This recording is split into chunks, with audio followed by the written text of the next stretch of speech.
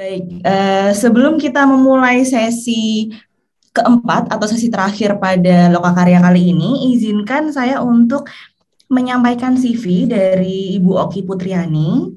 Ibu Oki Putriani adalah alumni dari Teknik Sipil Universitas Atmajaya dan selanjutnya beliau melanjutkan studi master program pada jurusan Teknik Sipil dengan spesifikasi transportation dan lulus tahun 2017 dan saat ini beliau sedang menempuh gelar sedang menempuh pendidikan doktor di jurusan Teknik Sipil dengan konsentrasi Big Data Transportation di Universitas Gadjah Mada. Selanjutnya, beliau juga merupakan seorang mentor dan coach untuk personal development and public speaking dan saat ini beliau merupakan dosen di Universitas Atmajaya di Departemen Teknik Sipil. Baik, untuk mempersingkat waktu, marilah kita sambut bersama Ibu Oki Putriani. Selamat datang, Bu. Selamat Halo, bergabung. selamat siang. Assalamualaikum warahmatullahi wabarakatuh. Ya, selamat siang. Silakan, Bu, dipersilakan. Langsung ini? Iya. Oke. Baik, sebelum memulai sesi siang hari ini, saya perkenankan saya untuk share screen terlebih dahulu ya. Oke, pergi ke negeri bambu mencari panda. Pulang ke Indonesia melihat Garuda. Selamat datang para sivitas muda. Selamat datang di Universitas Gadjah Mada.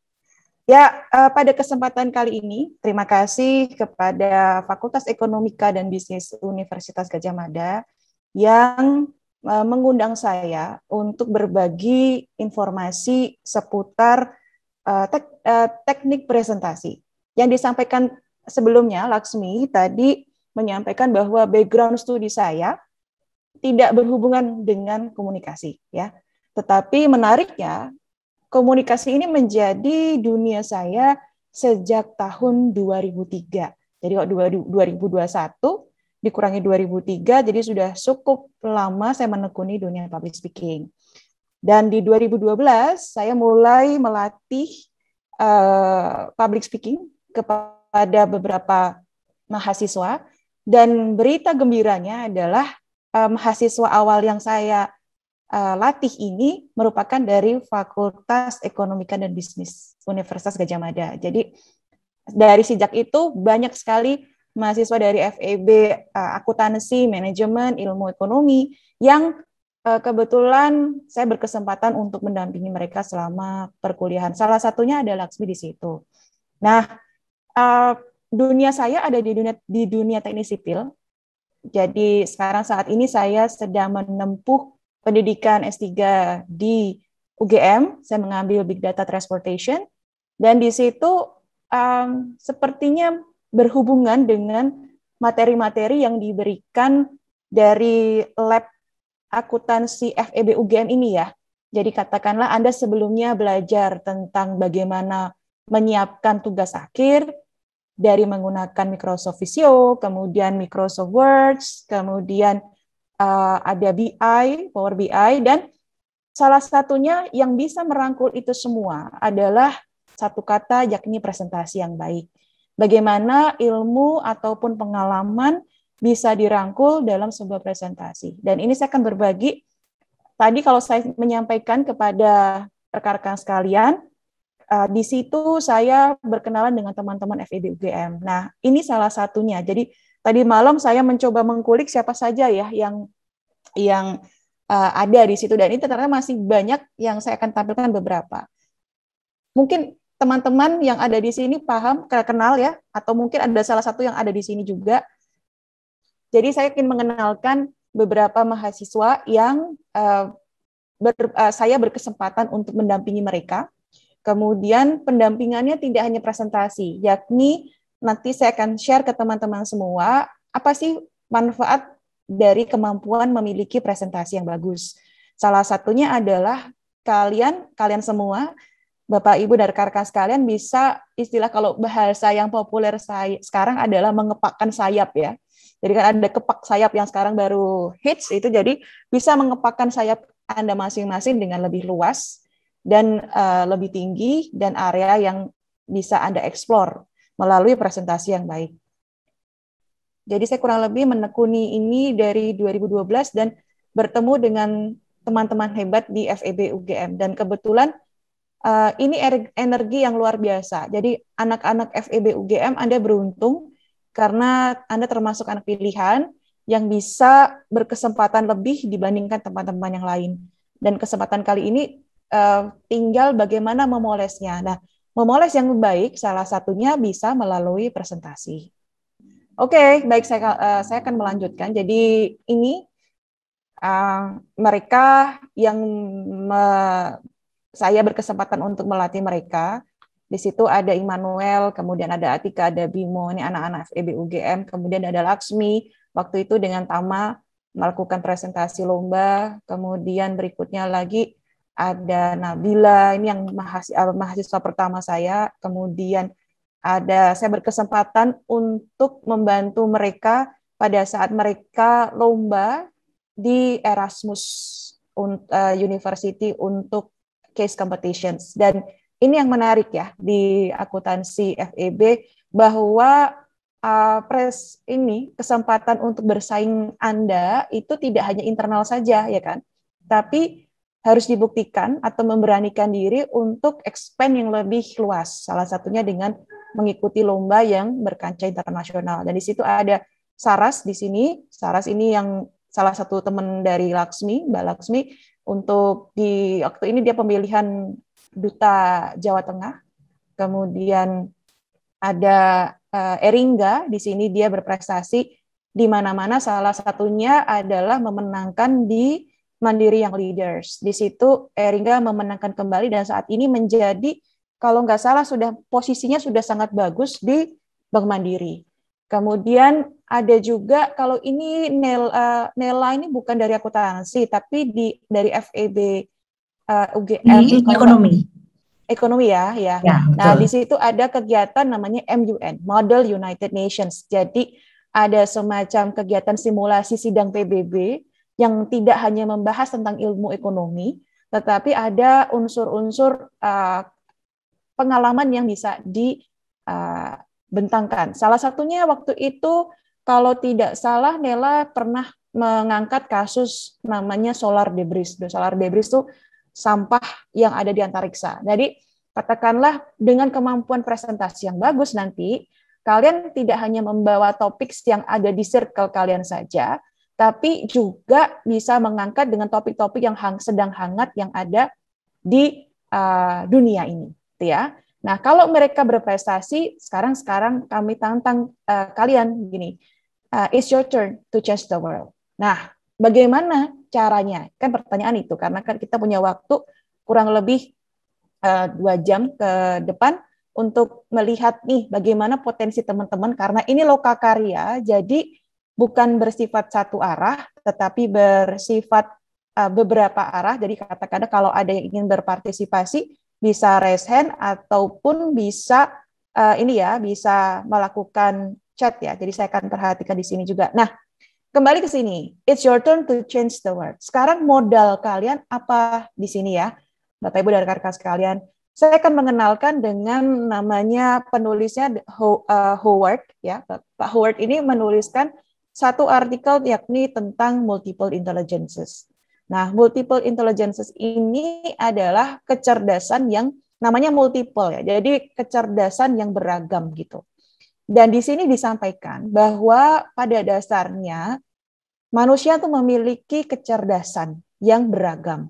Nah, kita bahas satu persatu ya. Paling gampang adalah saya akan mulai dari ini, logical reasoning. Logical reasoning ini kemampuan untuk dia berpikir secara logis gitu. Bisa juga nanti dikatakan dengan logical reasoning ataupun bisa di pendekatannya ke mathematic intelligence. Jadi ada kemampuan orang yang memang jago matematika gitu.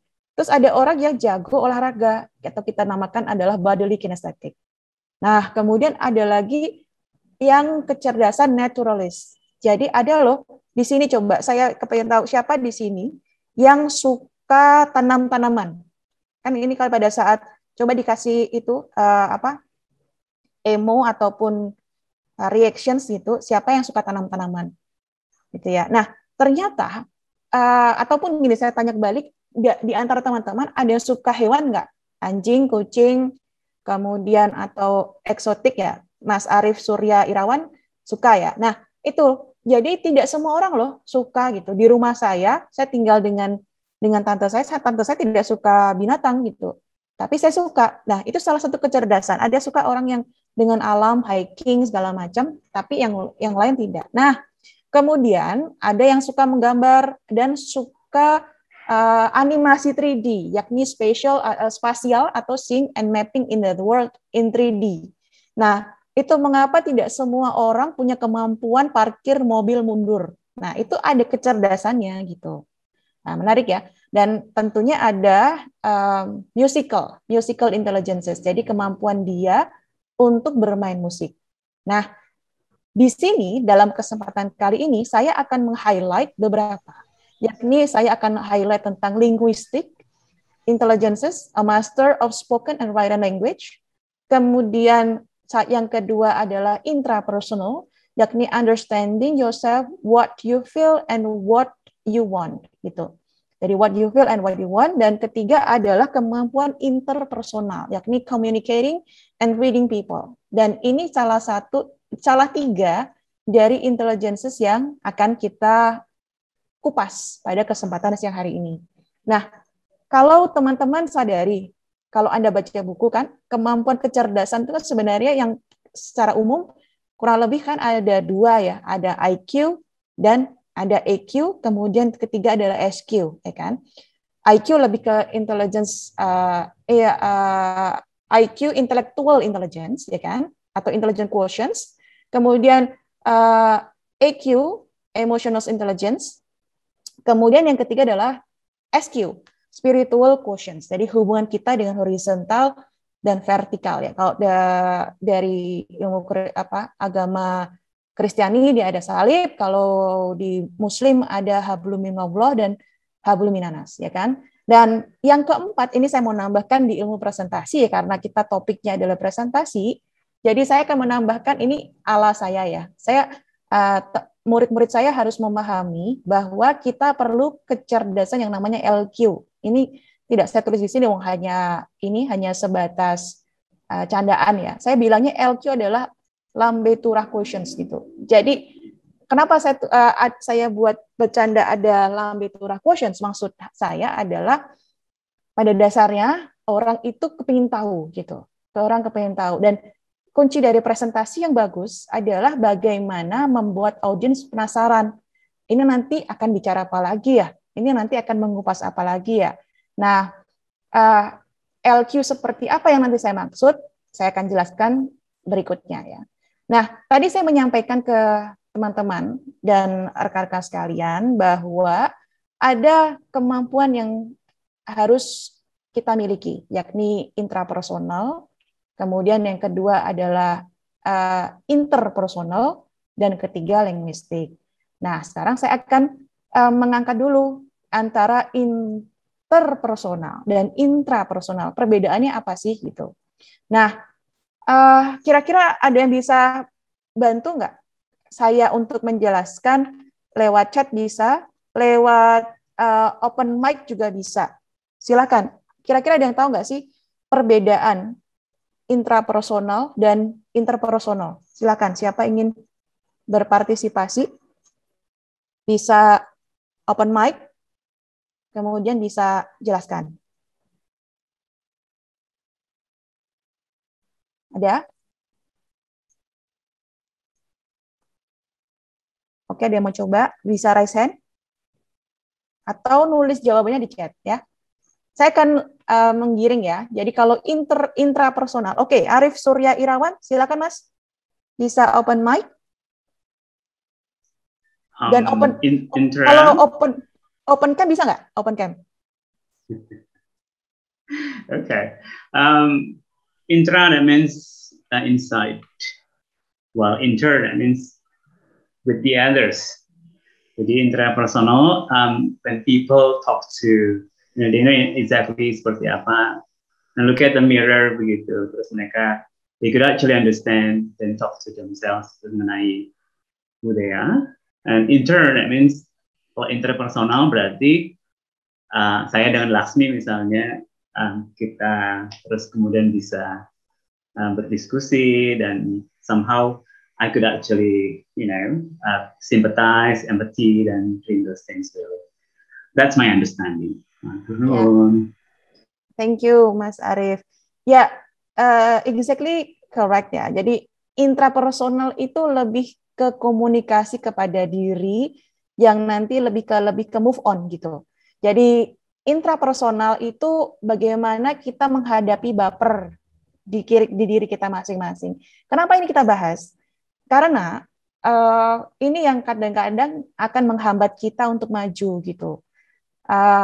Teman-teman yang punya IQ lebih dari 130 dan itu banyak dari FEB UGM. Kalau saya sih IQ pas-pasan ya. Kalau kayak saya terakhir waktu di SMA itu tes IQ itu sekitar 110 gitu. Nah, saya punya fakta. Jadi anak-anak FEB UGM itu banyak sekali yang IQ-nya lebih dari 120.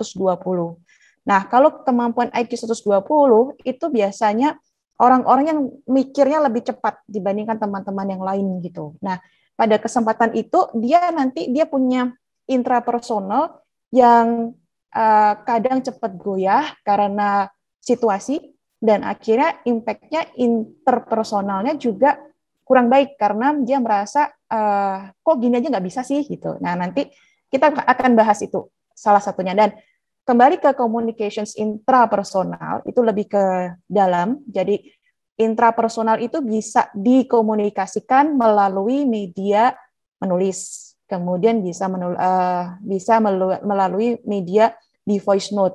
Kalau bukan sesuatu yang personal, itu bisa diaktualisasi melalui podcast ataupun blog. Bukan masalah personal ya. Kalau personal itu nanti arahnya jadi kurang baik kalau opini saya. Nah, kedua adalah interpersonal. Interpersonal itu adalah kemampuan kita untuk berinteraksi dengan sesama. Nah, nanti pada saat Anda presentasi, kalian akan menghadapi situasi yang bermacam-macam.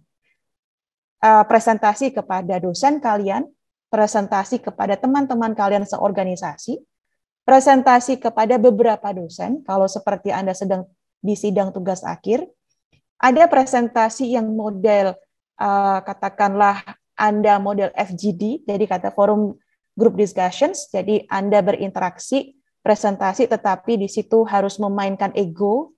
Kemudian ada juga presentasi yang model online seperti ini. Jadi online seperti ini, materi saya ada di layar saya sebelah kanan saya. Kalau Anda perhatikan kan dari mata saya sudah pindah gitu kalau pada saat ini. Tetapi saya harus communicate dengan satu titik kamera yang ada di depan saya. Dan itu yang kita belajar secara cepat dari situasi yang kita tidak sangka sebelumnya. Ya. Nah, itu kemampuan interpersonal untuk menghargai orang lain, kemudian kita bisa berinteraksi dengan orang lain, sehingga apa? Presentasi itu tidak bersifat satu arah gitu. Kalau bersifat satu arah, nanti ilmunya lewat doang gitu. Dan sekarang bagaimana informasi yang kita dapat itu bisa TikTok dan terserap oleh mereka yang mau mendengarkan. Nah, caranya gimana?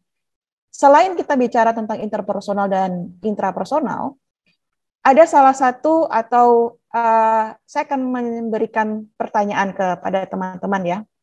Kira-kira apa? Kira-kira kegiatan apa yang bisa melatih Anda untuk mengembangkan kemampuan interpersonal? Pada saat kita bicara interpersonal, itu kita bicara tentang active listening, kemudian kita akan belajar how to care, kemudian kita belajar how to be a leader, a good leader, kemudian kita bisa memotivate, kemudian we take the responsibility, and we do a teamwork. Nah, kira-kira dari 1, 2, 3, 4, 5, 6 topik ini, ada satu kegiatan yang bisa kalian dapatkan melalui apa? Apakah ada yang bisa membantu untuk menerka kira-kira yang saya maksudkan apa ya? Satu kegiatan, 2 boleh deh, atau kegiatan apa yang menurut Anda bisa merangkul untuk melatih di sini semua. Karena presentasi itu adalah sesuatu yang bisa dilatih. Ya, memang ada mungkin orang yang berbakat untuk berbicara di depan umum udah lebih fasih dibandingkan yang lain gitu. Tapi ini sebuah kemampuan yang bisa dilatih. Dulu kalau believe or not ya, waktu saya SMP, jadi saya punya kesempatan di SMP itu saya jadi ketua OSIS. SMA saya juga ketua OSIS. Kebetulan SMP saya kok di Jogja tuh di Steladus 1 Dagen. Kemudian SMA saya di SMA 3 Padmanaba Jogja. Jadi yang di Kridosono. Nah, pada saat di SMP itu waktu itu saya dipilih jadi ketua OSIS, tapi kemampuan ngomong saya itu saya nggak bisa ngomong R gitu. Jadi saya ngomongnya R gitu. Jadi di sini ada nggak yang ini? Yang cadel ada nggak di sini? Bisa raise hand nggak? Tunjukin gitu. Raise hand aja, nggak usah dipraktekin nanti kan malah malu ya. Nah, jadi itu R itu teknik, R itu teknik. Yang kedua, saya dulu kalau ngomong tuh gagap gitu. Jadi kenapa orang bisa gagap? Mungkin di antara teman-teman di sini ada yang punya masalah dengan gagap. Nah, gagap itu karena antara otak, mulut, hati itu lebih cepat otak dibanding mulut. Jadi apa yang mau dipikirin udah terlalu cepat, akhirnya yang disampaikan terbata-bata, gagap. Nah, itu ada kuncinya nanti. Latihannya adalah tenang, kemudian disampaikan dengan lebih lambat dengan yang biasa kita bicara dengan orang lain. Nah, langsung ya saya sampaikan jawabannya. Ada 2 kegiatan yang bisa Anda peroleh untuk melatih kemampuan interpersonal kalian. Yang pertama adalah ikut organisasi. Nah, organisasi yang diwadahi atau yang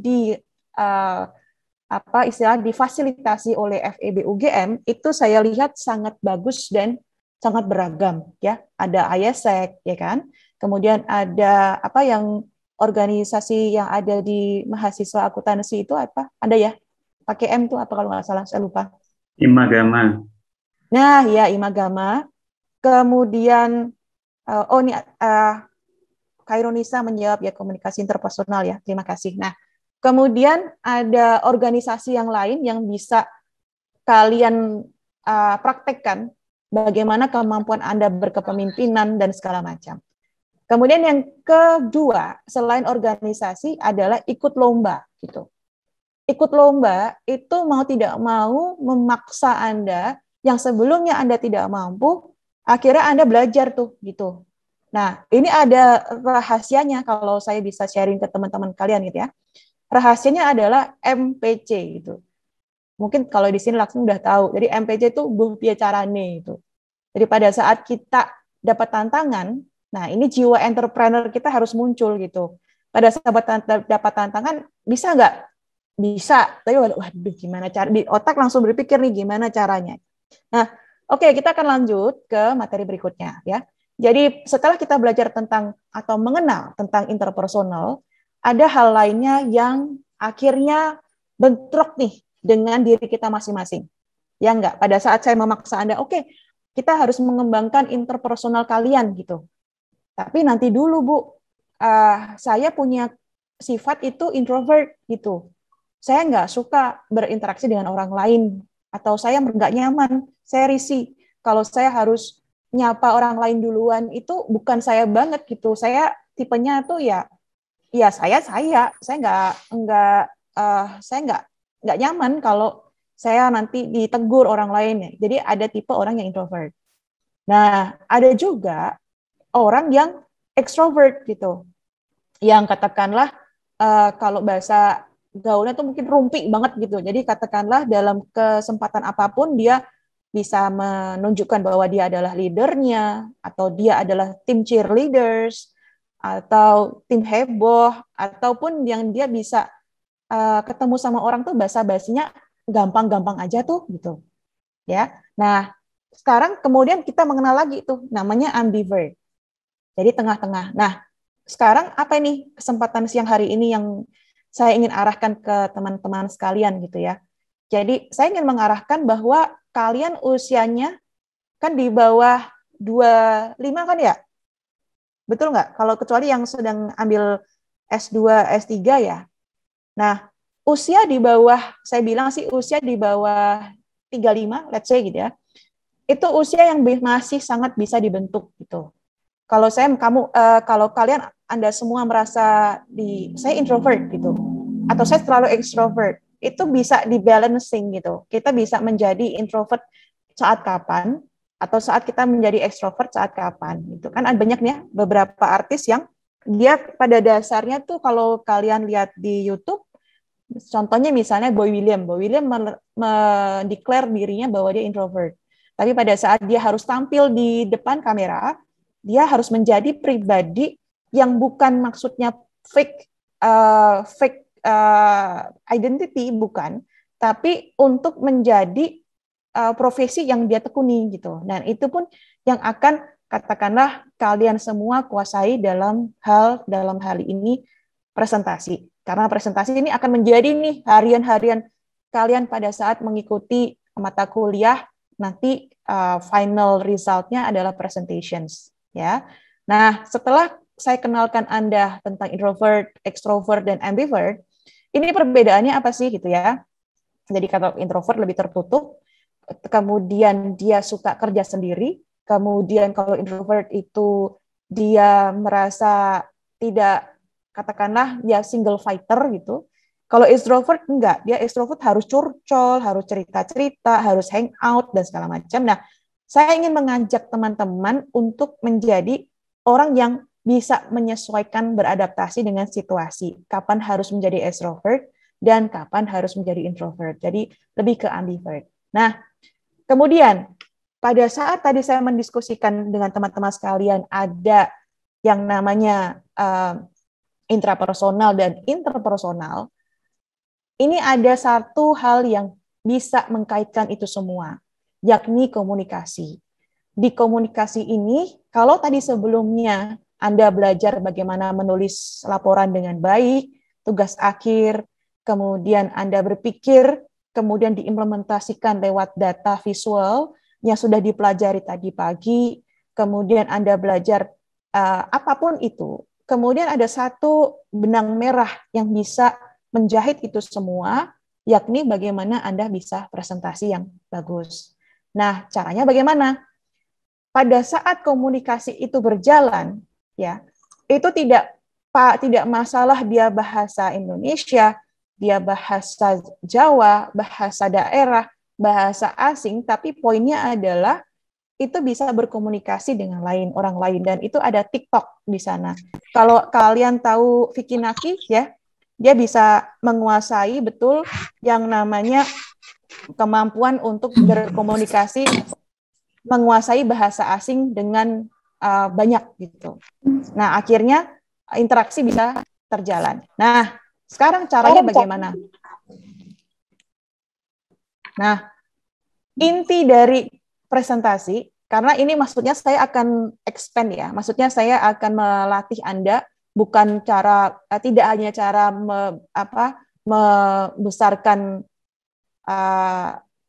istilahnya bibir untuk bisa bersuara baik, tetapi tidak hanya belajar tentang bagaimana caranya berbicara, karena saya yakin kalian sudah paham nih bagaimana cara presentasi di SMA pun kan sebenarnya sudah diajarkan. Tetapi yang saya ingin mengenalkan ke teman-teman semua, ini ada nih ilmu baru, ada informasi baru yang bisa menambah wawasan Anda, bisa menambah rasa percaya diri kalian, supaya kalian bisa menjadi presenter yang lebih bagus. Nah, kita mulai nih kupas satu-satu ya. Yang pertama adalah paralanguage ya. Paralanguage ini maksudnya adalah bahasa. Kalau saya bilang, kalau tadi kalian sadar, saya buka dengan pantun gitu. Walaupun tadi itu pantunnya sebenarnya ada yang salah dikit gitu. Tapi saya awali dengan pantun. Nah, kalau kalian menguasai bahasa, itu bisa bahasa lebih dari satu, kemudian beragam seperti Vicky Naki, atau 1, 2, 3 bahasa, tapi dalam. Kemudian bisa kuasai rima bahasanya dengan petikan-petikan nada yang diakhiri dengan huruf yang sama, jadi kalimatnya cantik gitu. Jadi menguasai paralanguage. Kemudian hand gestures. Jadi kapan Anda bisa Bapak Ibu, pada saat kesempatan ini saya menerangkan 3 poin yang akan saya presentasikan. Yang pertama, jadi nggak 1, 2, 3, jadi tidak hand gesturnya tidak mengganggu. Kalau presentasi tangannya begini ya, kalau perhatikan saya ngomong terus tapi saya begini-begini, kan akhirnya disturbing kan. Nah, itu jadi hand gestures diperlukan pada saat ya hanya dibutuhkan untuk sebagai, saya mau bilang yang berikutnya adalah emblems atau lambang. Jadi lambang ini bisa dibantu. Oke, saya mengerti yang Anda maksudkan Bapak Ibu atau teman-teman sekalian. Tetapi di sini saya tegaskan, bagaimana kita bisa mengubah ide. Nah, ini bisa dipakai kan, klik gitu ide ataupun hal-hal lainnya. Nah, itu emblems. Kemudian blocking. Nah, blocking ini pada saat presentasi, kalau kita presentasinya online, jadi kan kita harus blocking nih. Nah, misalnya katakanlah saya blocking untuk di area yang antara siku, kemudian tengah lighting, jadi blockingnya untuk melihat bahwa sudut pandang yang dilihat itu pas nggak gitu. Nah, sama juga pada saat Anda presentasi, Anda harus berdiri, Anda menutupi layar nggak ini? Anda akan membuat Anda kikuk atau tidak. Jadi itu akan menjadi penilaian orang lain. Berikutnya adalah proxemics. Proxemics itu saya anggap dengan space gitu ya. Proxemics itu pada dasarnya saya ingin mengenalkan ke kalian bahwa setiap manusia atau setiap makhluk hidup itu punya namanya personal space sendiri-sendiri. Misalnya contoh nih, saya kalau ini yang secara online ya, online seperti ini. Anda nyaman nggak kalau misalnya ini saya miringkan begini, terus saya komunikasinya begini nih, dari sini jaraknya segini kan, nggak nyaman juga ya ininya terlalu dekat dengan kamera gitu. Nah, kalau itu yang namanya proxemics. Sama halnya dengan katakanlah kalian berinteraksi pada saat presentasi ke orang ataupun ngobrol dengan orang. Kalau jaraknya terlalu dekat kan kita akhirnya risih juga kan. Ini orang apa gitu. Jadi kita harus memahami body language yang seperti ini ya. Kemudian yang berikutnya adalah interest. Interest itu lebih ke kalau saya akan mengambil topiknya adalah nanti pada saat Anda presentasi, kita harus mencari nih orang ini tertarik di apanya. Nanti akan saya bahas, itu namanya segmentasi. Kemudian yang berikutnya adalah facial expressions. Jadi kapan pada saat Anda ini menyernitkan alis, atau pada saat misalnya nih pejabat publik pada saat menyampaikan informasi PPKM, ya wajahnya tuh harus serius. Nggak bisa pada saat menyampaikan sesuatu yang esensial, tapi senyum-senyum. Nah, jadi katakanlah pada saat presentasi juga harus diimbangi dengan body language. Kemudian berikutnya adalah pacifying ya. Pacifying ini berarti kemampuan kalian untuk bisa mengekspresikan dengan lebih baik. Kemudian haptics. Haptics itu lebih kepada gesture ini. Pada saat Anda berinteraksi dengan orang lain ya, misalnya katakanlah face to face gitu. Anda bilang Bapak sehat gitu. Tapi ngobrol bareng berdua gitu, Bapak sehat, atau ditepuk pundaknya. Pak, gimana Pak? Bapak sehat? Itu rasanya itu bisa masuk ke dalam. Tadi saya ditepuk loh sama ini rasanya. Jadi itu adalah haptics. Jadi katakanlah nanti kita bicara tentang senses. Jadi kita menggunakan panca indera pada saat kita mau presentasi. Kemudian eye gaze ya, jelas. Jadi pada saat kita interaksi, kita harus ada nih informasi nih kalau kalian belajar presentasi, ada tips yang mengatakan jangan lihat matanya, kita harus lihat temboknya segala macam. Nah, kalau saran saya itu tidak dipakai. Yang dipakai adalah kita harus benar-benar ya siapa yang kita perhatikan, itu perhatikan. Kalau online seperti ini, kita diuntungkan nih satu titik. Jadi kita nggak grogi karena yang kita hadapi adalah kamera benda mati gitu. Ya kita bisa lihat dari ekspresi yang ada di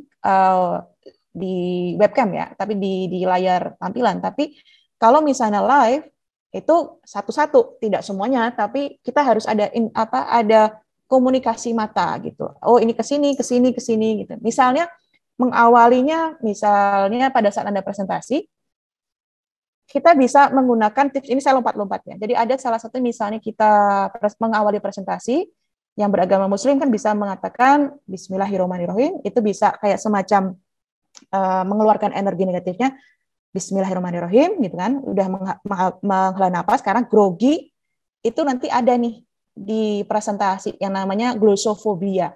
Glossophobiya itu ketakutan yang terjadi pada saat Anda menguasai public speaking gitu. Nah, salah satunya adalah nanti tremor lah, deg-degan lah, lupa lah. Nah, itu bisa di-handle dengan preparations yang bagus. Nah, kemudian pada saat Bismillahirrahmanirrahim, kemudian bisa nih pakai, misalnya nih kalau audiensnya banyak ya.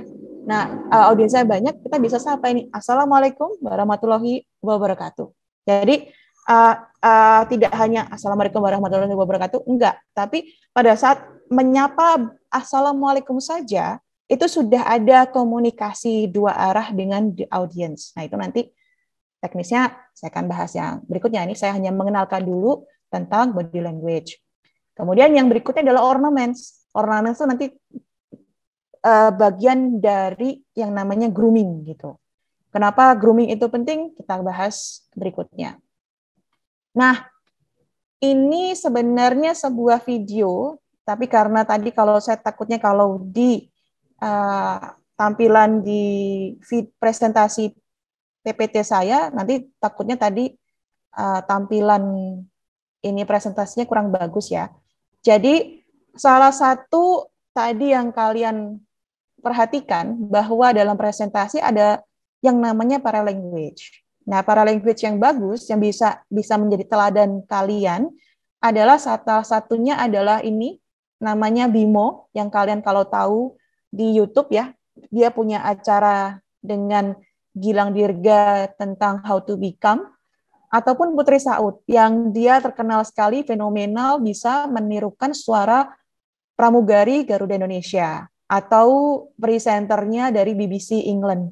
Nah, di situ kalian dilatih atau melatih diri untuk memiliki vokal yang bagus. Nah, nanti saya akan sambil jalan melatih nih cara presentasi yang bagus. Dan sembari saya menjelaskan seperti ini, nanti kita akan ada interaksi ya.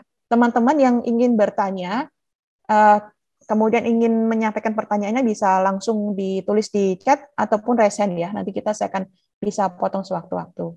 Nah, ini bagus nih untuk kalian acuan bagaimana, belum presentasi ya ini ya. Ini baru ngomong dulu nih. Ngomong dulu bagaimana cara bicara yang menarik, bisa dimengerti, kemudian bisa dipahami dan menarik gitu. Nah, salah satunya nanti caranya adalah tempo. Temponya pada saat Anda presentasi tentunya akan berbeda saat Anda ngomong bicara dengan orang lain gitu. Pada saat presentasi itu ada kecepatan yang harus dijaga. Jadi kalau saya presentasi itu kecepatannya akan saya kurangin sedikit supaya bisa diterima oleh orang lain dengan baik. Kenapa? Karena pada dasarnya kecerdasan orang itu kan berbeda gitu. Jadi ada yang satu orang bisa cepat nangkep, ada yang orang harus berproses dulu berapa detik baru dia paham, oh ini maksudnya seperti ini gitu. Nah, ini berguna untuk apa? Berguna pada saat kita akan presentasi, ya kalau cuma 2-5 orang, kalau sampai 50, kalau sampai ratusan, atau bahkan ribuan di stadion, yang Anda harus berpresentasi, tentu energi yang diberikan itu berbeda, yang nanti kita akan bicara tadi tentang prosemix gitu. Bagaimana kita berbicara untuk satu orang, tentunya akan berbeda kalau kita berbicara untuk 5 orang, 10 orang, bahkan 1.000 orang. Jadi ada energi transfer yang berproses pada saat presentasi. Nah, berikutnya, tadi salah satu cara melatih vokal yang dengan baik, ini baru vokalnya saja ya, belum bicara tentang presentasinya ya. Nah, itu kalian bisa belajar banyak di platform YouTube. Di platform YouTube itu salah satu yang saya suka ikuti adalah untuk fun aja tuh, how to become dari podcastnya Gilang Dirga. Kalau sekarang sudah jadi Giga ya.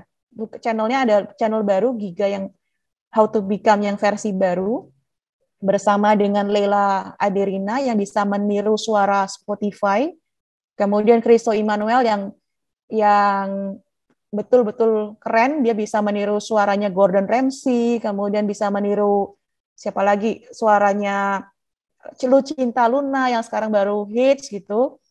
Dan satu lagi adalah Cacil, dia pengisi suara animasi, jadi dia bisa bersuara seperti Shinchan ataupun Upin Ipin, bahkan Putri Rapunzelnya Barbie gitu. Nah, maksudnya apa? Kita pun, walaupun kalian semua ataupun saya bukan background dari komunikasi, tapi bisa mengolah vokal dengan baik, bukan menjadi penyanyi ya, tapi pada saat berbicara seperti ini dengan bagus, itu udah poin yang lebih unggul dibandingkan teman-teman yang lainnya.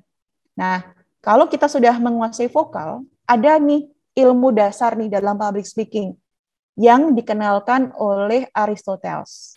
Jadi filosof Yunani, Aristoteles itu punya ilmu yang namanya retorika. Retorika itu ilmu berbicara. Dalam ilmu berbicara ini, itu ada yang namanya persuasif. Persuasif itu bagaimana supaya apa yang kita omongin bisa sampai dengan baik ke audiens yang kita ingin tuju gitu, ya. Poinnya ada 3, yang namanya ethos, pathos, and logos. Nah, ethos ini kalau saya bilang, ini kalian semua yang ada di sini sudah punya. Kenapa? Minimal kredibilitas Anda adalah dari FEB UGM gitu. Misalnya nih, bukan merendahkan universitas satu dengan yang lain ataupun apa, tapi kuliah di mana? Kuliah di UGM. Wih, keren gitu. Ambil prodi apa gitu, atau ambil fakultas apa? Oh, di FEB. Wih, pinter gitu. Jadi itu sebuah kredibilitas yang kalian auto memiliki pada saat Anda sudah menjadi anggota FEB UGM. Jadi itu ethos yang kalian punya. Nah, ethos ini itu bisa kita capai dengan cara singkat dan cara panjang. Cara singkat yakni melalui penampilan. Jadi kalau kita berpenampilan yang baik, itu akan mencerminkan siapa kita. Misalnya para hakim, para penegak hukum yang sedang melakukan tugas di peradilan. Itu mereka kenapa harus memakai baju jubah dasi putih? Kenapa dokter pada saat memeriksa harus pakai jas putih? Karena untuk menunjukkan kredibilitas mereka masing-masing. Jadi katakanlah supaya ada respect di situ, ada ethos di situ, ya. Yang kedua adalah saya lompat ke yang sebelah kanan, yakni yang namanya logos atau logic. Jadi katakanlah ini pun juga kalian sudah dianugerahi bisa masuk di FEB akuntansi, berarti punya logika yang bagus, punya nalar yang baik, punya ritme kalau habis ini. Jadi itu kalian sudah punya itu di situ. Nah, beda sama misalnya dulu kalau saya pernah mencontohkan ke teman-teman mahasiswa yang dulu, kalau kita mengenal Vicky Prasetyo yang dulu ya, kan itu nggak ada logosnya kan. Waktu pada saat bukan yang sekarang ya, Vicky Prasetyo yang dulu yang dia Vickinisasi itu kan dia logikanya tuh nggak ada gitu pada saat menyampaikan narasi-narasi dia gitu. Nah, ketiga adalah yang terakhir yang saya mau kenalkan ke teman-teman dan banyak yang lupa atau banyak yang ignore atau tidak menyangka bahwa hal ketiga ini buat kami adalah sangat penting pada saat dunia public speaking, yakni yang namanya pathos atau hati. Kalau bahasa di ala-ala Korea yang begini ya. Nah, hati ini penting, teman-teman, Bapak, Ibu, rekan-rekan sekalian. Apa itu? Coba kalian di sini ketemu calon mertua masing-masing, ya kan? Kalau calon mertua kalian itu udah nggak suka, ya kan? Mau apapun penilaian yang pasti negatif, ya kan? Tapi kalau misalnya nih kalian udah disukai oleh dosen atau kalian udah disukain oleh temen atau kalian udah jatuh cinta ke pacar Anda masing-masing, mau dia berbuat salah, mau dia nyebelin, mau dia mungkin bohong gitu ya. Tapi kalau kita udah suka, udah cinta, itu kayaknya semua dimaafkan gitu. Nah, sekarang caranya nih, bagaimana teman-teman, Bapak Ibu semua, bagaimana kita memberikan pathos ini kepada presentasi kita berikutnya gitu. Nah, sebentar saya cek waktu, saya masih ada punya waktu. Oh, masih ada ya. Oke. Nah, itu yang kita akan miliki. Nah, bagaimana menghadirkan pathos secara tiba-tiba? Nah, saya kasih langsung triknya ya. Jadi salah satunya adalah gunakan pantun ataupun gunakan peribahasa atau gunakan quotes gitu. Kenapa? Pada saat quotes misalnya Presiden Soekarno menyampaikan bahwa berikan kepada saya 10 pemuda. Ya, 10 pemuda, terus maka akan mengguncang dunia gitu. Nah, akhirnya teman-teman yang pada nonton itu bilang, "Oh iya, saya tahu nih Soekarno nih." Habis itu akhirnya setuju gitu.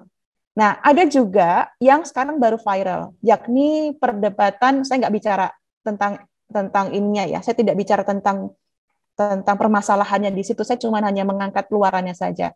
Yang sekarang isu yang sedang terjadi tentang perselisihan agama dan segala macam itu bisa diangkat dengan mudah dengan mengangkat ayat kitab suci dari agama apapun, kemudian ditafsirkan sesuatu dan kita percaya gitu. Padahal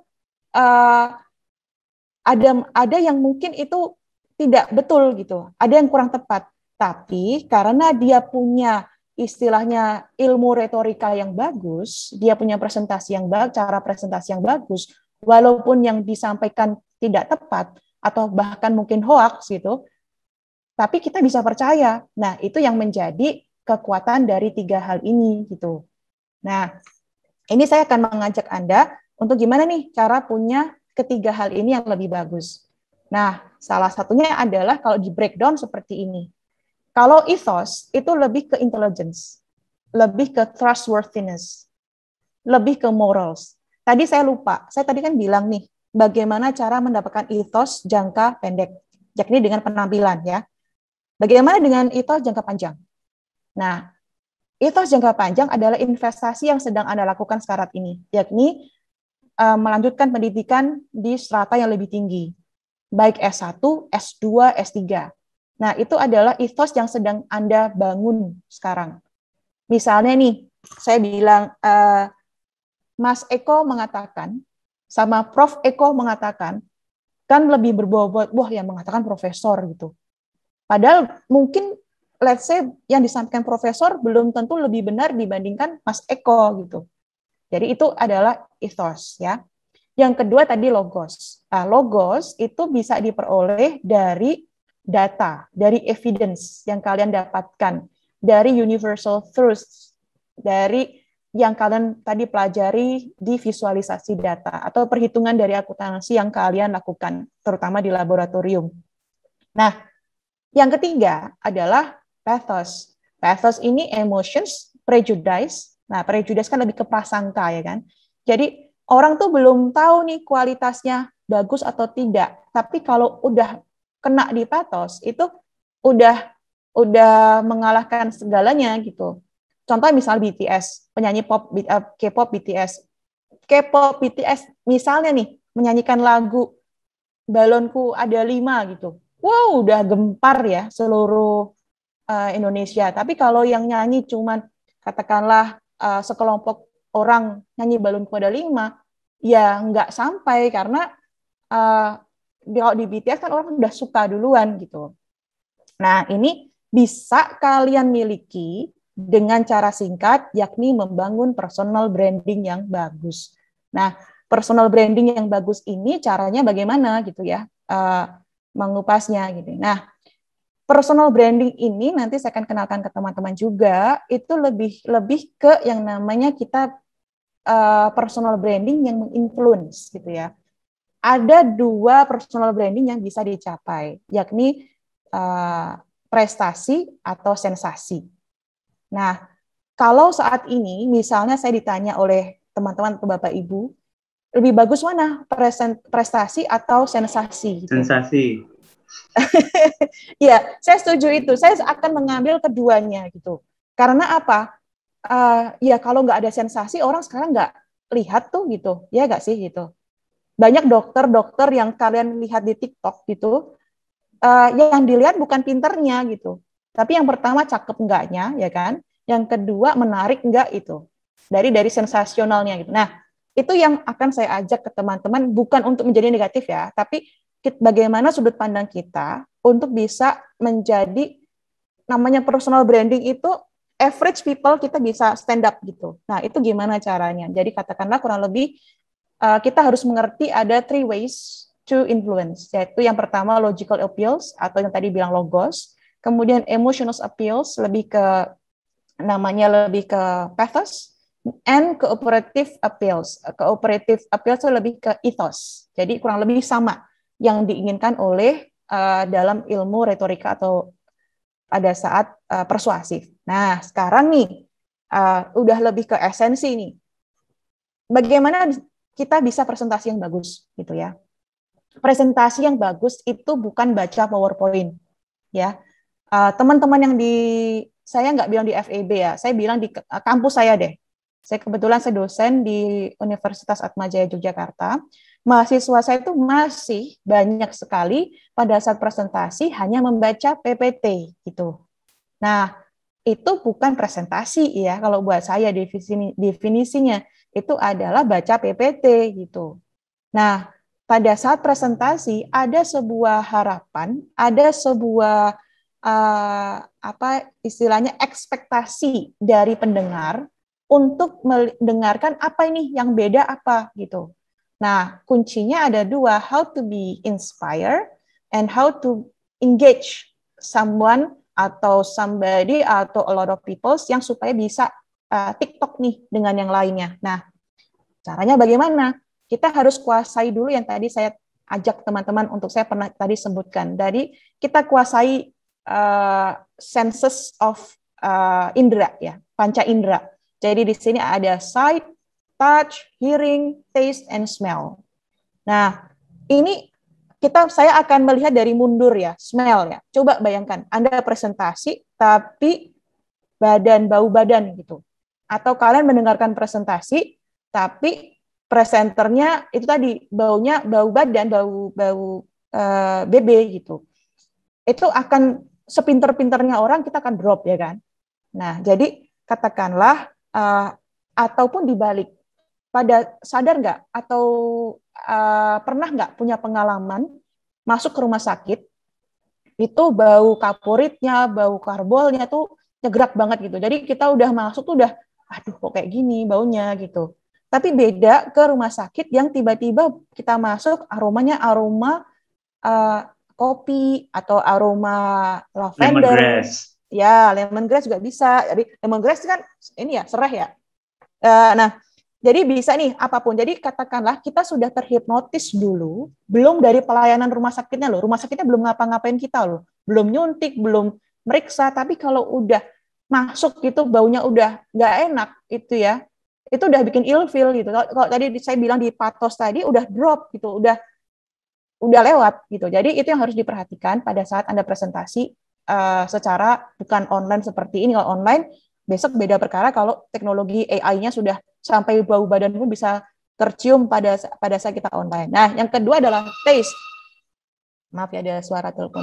Nah, kalau taste ini lebih ke kalau di presentasi saya bukan tes lidah tapi kita pakai rasa gitu. Apa perbedaan presenter dengan penyiar radio gitu? Kalau penyiar radio itu dia bersifat statis. Dia tidak peduli audiensnya mendengarkan atau tidak, audiensnya nyangkut atau tidak, itu penyiar radio fokusnya tidak di sana. Nanti saya akan terangkan kenapa penyiar radio tidak fokus ke rasa. Karena nanti akan saya bahas salah satunya, jawabannya ada di storytelling. Nanti storytelling itu dimiliki oleh penyiar radio. Nah, itu yang saya bilang, kalau presenter atau MC itu dituntut untuk kita harus punya rasa gitu. Ini ngantuk nggak ya orang bilang gini ya? Ini orang bosan nggak ya bilang begini? Itu kita harus punya taste di situ. Kemudian 3, hearing ya. Hearing dalam arti kita juga harus melihat konteksnya yang topiknya ini apa gitu. Kita melihat feedbacknya, oh ini anak-anak, presenternya ini anak-anak, audiensnya anak-anak, audiensnya orang tua atau audiensnya apa ini gitu. Sama seperti kalau kalian besok punya misalnya nih jadi LO ini ya license officer untuk mendampingi, karena harus sadar betul ini LO-nya panitianya ini kalian harus merangkul orang yang usianya di atas 50. Nah, 50 di breakdown lagi, 50 cewek atau cowok. Kalau bapak-bapak ya, itu dominan suka apa? Kalau ibu-ibu sukanya apa? Dulu saya punya pengalaman menjadi tour guide untuk acara corporate gitu ya. Kalau jadi tour leader harus pintar gitu. Oke, kamu dapat guide untuk mengguide 50 tamu gitu. 50 tamu bapak-bapak. Wah, kalau tamu bapak-bapak saya sebagai tour leader berarti saya harus mencari pemandu wisata. Kalau bukan seksis ya, bukan masalah seks dan rasis itu ya, tapi akan lebih menarik kalau ditampilkan itu cewek dengan paras yang cantik dan penampilan yang bagus gitu. Karena untuk daya pikat bapak-bapak ini pasti akan nyangkut nih gitu. Kemudian kalau ibu-ibu nih, kalau ibu-ibu gimana? Nah, kalau ibu-ibu pasti sukanya diskon-diskon gitu kan. Pasti bukan ke tempat-tempat yang bagaimana, tapi yang bisa ke pasar, bisa nawar, bisa ini. Berarti cari temen yang rumpi sekali gitu. Kayak cari temen yang rumpi yang bisa untuk diajak untuk berinteraksi nego. Itu dari pengalaman hearing. Kemudian touch. Touch tadi seperti saya bilang, tadi jadi katakanlah ada esensi waktu saya mendampingi lomba presentasi lomba yang dilakukan oleh marketing case competitions ya. Waktu itu Nabila saya masih ingat di FEB, dia punya mata kuliah, kalau saya lupa mata kuliahnya apa, tapi topiknya tentang marketing. Jadi dia menawarkan tentang bakpia. Nah, waktu pada saat menawarkan bakpia di presentasi kelas, saya bilang sama Nabila, kamu beli bakpianya itu, biar dosennya tuh pegang bakpianya itu gitu. Jadi sama seperti waktu lomba yang lainnya mendampingi. Jadi pada saat mereka presentasi tentang produk pupuk ke lomba untuk bukan pupuk, penggemuk produk penggemuk peternakan gitu. Jadi dipakai untuk menggemukkan ternak gitu ya. Nah, ini dipakai yang dibuat presentasi lomba itu bukan membawa pupuknya saja, tapi tahu yang dibawa apa pada saat presentasi. Jadi blow mind gitu. Yang dibawa adalah sate sapi atau sate kambing dan tongseng gitu. Masih panas-panas sampai nasi gitu. Itu buat dipresentasi pada saat urutan keberapa ada nasi, ada tongseng, ada sate, ada es teh, itu jurinya udah kena banget itu. Akhirnya kembali lagi, patosnya dapat. Nah, kemudian kata-katanya masuk. Bapak Ibu hadirin sekalian, sate dan kemudian tongseng yang Anda nikmati merupakan hasil dari peternakan yang kami kembangkan menggunakan produk kami ini, bla bla bla bla bla. Padahal kan belum tentu satenya sama tongsengnya cuma bisa beli di sebelah kan. Tapi how to package the presentations itu kunci dari bagaimana kita bisa mencari presentasi yang bagus. Nah, kemudian side itu jelas yang dilihat ya. Jadi katakanlah penampilan, kenapa kemudian saya harus dandan karena saya punya badan gemuk gitu. Jadi saya memanipulasi positif. Jadi katakanlah memanipulasi positif itu maksudnya bukan untuk menjadi pribadi yang berbeda, tetapi bagaimana kita mengconvince kita lebih dengan cara yang sesuai gitu. Oke, sampai sini ada yang ingin bertanya, silakan. Kalau bila ada bertanya, silakan raise your hand dan saya akan berinteraksi dengan Anda semua. Nah, berikutnya adanya segmentasi and audience. Kunci dari presentasi yang bagus pada saat kita memahami audiensnya siapa, segmentasinya apa. Tadi saya sudah kenalkan ke teman-teman semuanya.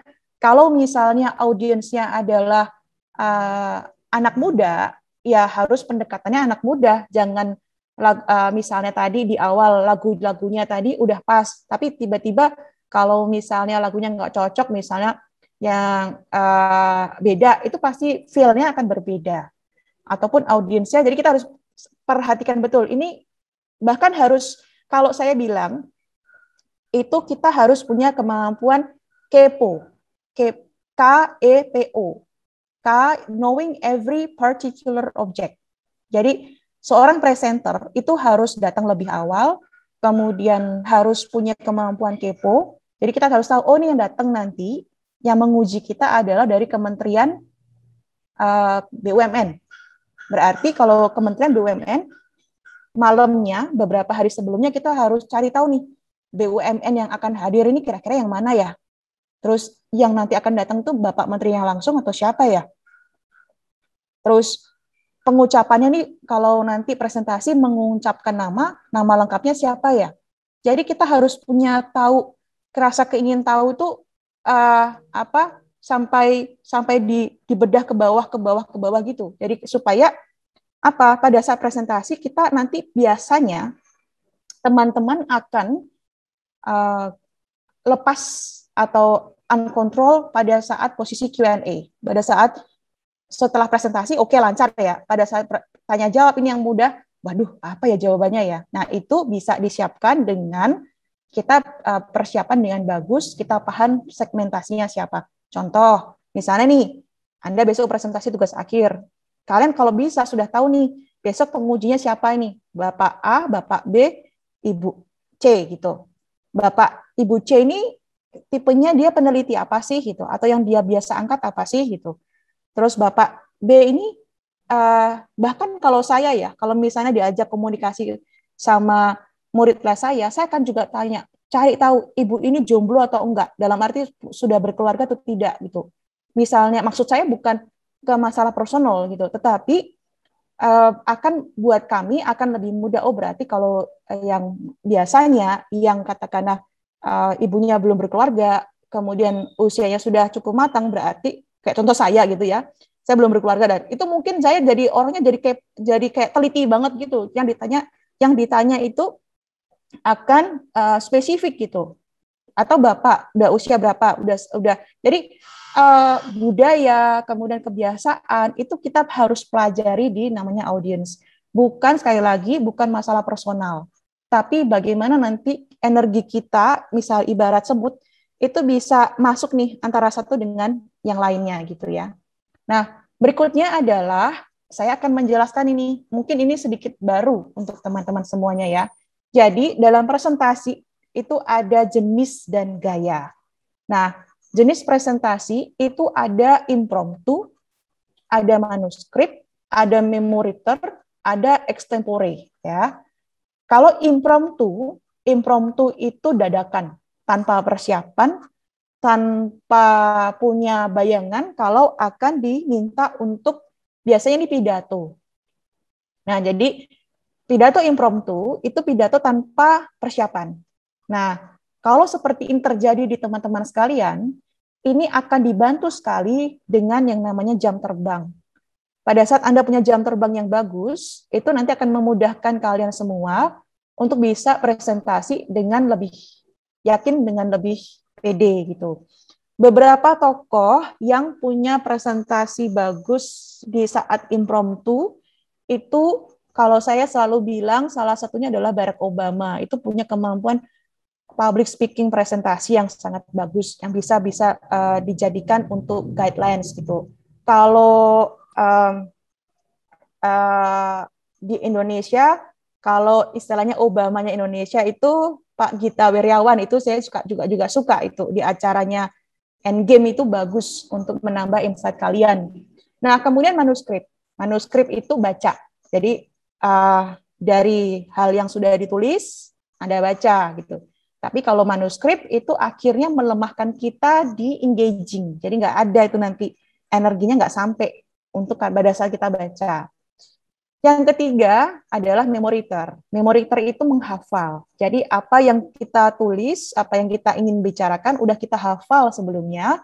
Jadi sehingga bisa berjalan dengan bagus. Nah ini biasanya memoriter itu dikuasai oleh para stand up comedy gitu. Stand up comedy itu biasanya dia awali dulu dengan memoriter gitu. Dia hafal dulu supaya nggak lepas time lapse-nya, supaya kekunci ini rapat stand up-nya itu bisa rapat gitu. Kemudian yang berikutnya adalah extempore. Extempore ini presentasi yang dilakukan dengan memberikan poin-poin khusus gitu. Pada saat memberikan poin khusus, baru nanti misalnya nih, saya akan bicara tentang jenis presentasi, saya akan bicara tentang gaya presentasi, dan saya akan bicara tentang implementasinya seperti apa. Udah, saya hafalnya 3 itu aja. Nah, itu salah satu contoh jenis dari presentasi. Nah, berikutnya adalah gaya presentasi. Nah, kalau gaya presentasi ini itu macam-macam. Satu adalah gaya coach atau memotivator. Jadi presentasinya tuh lebih ke satu arah, lebih ke kalau misalnya gaya bercanda saya adalah gaya motivator atau orang jual MLM atau produk dia satu arah gitu. Bapak Ibu sekalian percayalah produk ini sudah bagus. Saya percaya dengan presentasi ini poin yang akan kita raih adalah A, B, C. Jadi menggebu-gebu gitu, gaya coach ya. Kemudian yang kedua adalah connector. Connector tuh lebih kalau presentasi connector itu lebih pas di FGD, Forum Group Discussion atau LGD, Leadership Group Discussion. Jadi itu saya suka yang disampaikan Bapak ini mengenai ini. Dan saya menggarisbawahi yang disampaikan oleh Ibu ini dalam konteks ini. Dan yang bisa saya sampaikan adalah bla bla bla bla bla. Jadi itu presentasi connector ataupun jadi menghubungkan ya, membridging dari statement satu dengan statement lain. Nah, kalau instruktur yang ketiga, ini yang sedang saya lakukan sebenarnya. Karena sifatnya katakanlah kalau saya bersifat katakanlah interaktif dan segala macam, kurang main di Zoom seperti ini, walaupun nanti kita akan interaksi. Kalau instruktur ini lebih ke seperti ya kalian mengikuti perkuliahan pada umumnya. Jadi ada dua arah gitu. Yang keempat adalah storytelling. Ya, storytelling ini dimiliki oleh para stand up comedy ataupun para penyiar radio yang tadi saya sangkutkan di awal tadi. Jadi presentasi penyiar radio misalnya, dia tidak bisa melihat audiens, tetapi di balik audiens bisa menggambarkan kurang lebih situasi yang dimiliki oleh presenter penyiar radio saat itu. Misalnya malam itu nuansanya misalnya nuansa hantu. Tentunya storytelling-nya akan berbeda pada saat sore itu menjelang sore, ketemu pada saat itu lebih chilling gitu kan.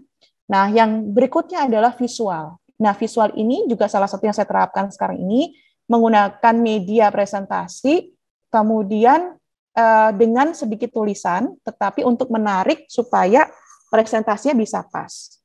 Nah, sekarang pasti mungkin ada yang tanya nih ke saya, terus kalau gaya presentasi yang bagus yang mana gitu kan? Kalau menurut saya kuasai semuanya gitu. Karena kita tidak tahu audiens yang kita hadapi siapa. Kalau misalnya kita berhadapan anak-anak kecil, tentunya kita harus lebih ke arah instruktur dan coach kan, lebih ke motivasi, lebih memberikan instruksi gitu. Kalau ke orang tua, jadi kita harus bisa tahu nih nanti caranya adalah banyak latihan, kemudian banyak jam terbang. Nanti kalian tahu kok ini berarti presentasi saya harus seperti apa. Nah, masalahnya biasanya teman-teman melakukan default gitu. Default itu maksudnya baik dari presentasi A, B, C, kalian tetap aja stylenya datar, flat seperti itu gitu. Nah, ini yang katakanlah saya tidak menyarankan karena kita harus tahu segmentasi kita kemana gitu. Nah, setelah tahu presentasi dan gaya presentasi, hal berikutnya adalah alat pendukung.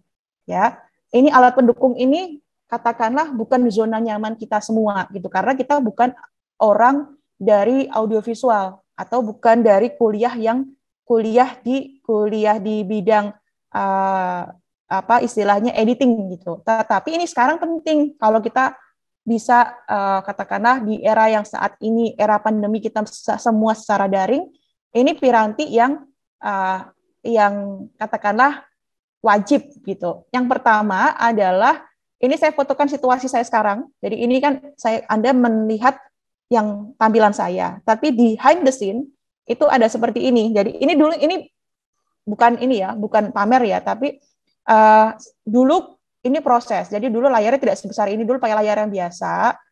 Jadi hanya untuk 2. Jadi saya tampilannya kontrolnya ada di bawah di sini laptop, kemudian tampilan ada di belakang. Jadi ini pada saat kita berhadapan dengan presentasi online. Tadi kan kalau tadi saya membahas tentang presentasi online offline atau luring, karena presentasi online. Salah satunya ada hal-hal yang kita tidak tahu, tapi kita dari presentasi sekarang kita belajar dari pengalaman saya sebelumnya. Nah, yang kedua adalah saya tadi bicara 2 layar ya. 2 layar itu penting. Jadi modalnya adalah kabel HDMI. Jadi pada saat dicolokin kabel HDMI, kita bisa mengontrol situasi yang ada di sini dan situasi yang on air yang ada di sebelah kanan saya. Nah, yang kedua adalah kamera. Ini pentingnya luar biasa ya, teman-teman sekalian. Jadi saya mengalami ini pada saat ada interaksi dengan selebgram. Saya tuh heran waktu di situ, padahal saya sudah berusaha dandan, udah berusaha maksimal, tapi kok di layar itu kok beruwet gitu loh, kok kayaknya kok nggak kece banget gitu. Tapi kok di yang selebgram satunya kok bisa ini ya, bisa flawless gitu, tuh rahasianya apa gitu waktu awal-awal Zoom meeting gitu. Ternyata dia pakai kameranya dikoneksikan dengan mirrorless gitu, kamera DSLR mirrorless, kemudian dikoneksikan dengan laptop gitu. Kalau tempat saya hanya menggunakan handphone biasa. Nah, terus kemudian kalau ini karena ya kegiatan saya ada di dunia public speaking dan dosen, jadi ya investasi saya adalah salah satunya di audio seperti ini gitu. Nah, ini ring light itu adalah benda wajib bagi sekarang tidak hanya para wanita ya, bahkan pria pun Anda wajib punya ring light seperti ini gini, karena kita tidak tahu lokasi online kita di mana gitu. Kalau lokasi online kita di daerah yang redup ataupun sore, tentunya akan mengganggu pada saat Anda diminta atau diarahkan untuk menjadi pembicara ataupun presenter. Nah, berikutnya Canva. Nah, Canva ini salah satu alat bantu termudah saat ini yang saya rasa semua harus wajib menguasai, dan saya yakin teman-teman yang di sini menguasai itu Canva. Ini presentasi karena saya dikejar deadline, saya sudah nggak punya waktu untuk mempersiapkan dengan Corel Draw atau Adobe Illustrator. Saya menggunakan Canva, karena kalau Canva tinggal klik and drop, tinggal menambahkan apa yang mau kita jadikan presentasi, karena tampilan presentasi itu penting. Tidak selain kita ngomong, tapi yang harus kita siapkan pun visualisasinya juga harus bagus. Yang ketiga, alat bantu apapun. Kalau dalam hal ini, OBS. OBS itu apa? Jadi OBS itu adalah transisi dari tampilan yang ada gitu. Kalau tadi sebenarnya karena waktu persiapan saya cukup pendek, kalau dengan OBS akan lebih mulus ininya, smooth-nya tuh mau tampil antara lagu, kemudian setelah lagu PPT, setelah PPT kembali lagi ke video gitu, itu bisa smooth itu dengan adanya OBS. Kemudian berikutnya adalah teknik editing video. Nah, teknik editing video itu sekarang sudah menjadi kemampuan wajib bagi teman-teman semuanya. Bisa pakai kain mister, kemudian bisa pakai Viva yang ada di aplikasi, ada yang bisa pakai e-movie yang ada di MacBook, itu bisa Anda gunakan. Karena coba kalian refleksikan bagi teman-teman yang sudah kuliah ataupun S2 atau S3, pasti kalau ikut lomba, pasti yang akan diminta adalah kumpulkan video dengan durasi berapa menit. Gitu. Jadi kemampuan editing video menjadi komponen yang membantu Anda untuk presentasi dengan tampilan yang lebih baik. Nah, setelah menguasai alat pendukung online presentations, ada dari pengalaman saya pribadi, dan mungkin teman-teman nggak sadar ya. Jadi salah satunya ini. Jadi ini trik saya share seperti ini karena menurut saya penting sekali. Misalnya nih, baru komunikasi seperti ini, tiba-tiba koneksi saya down, kan mati nih. Maksudnya internetnya mati gitu.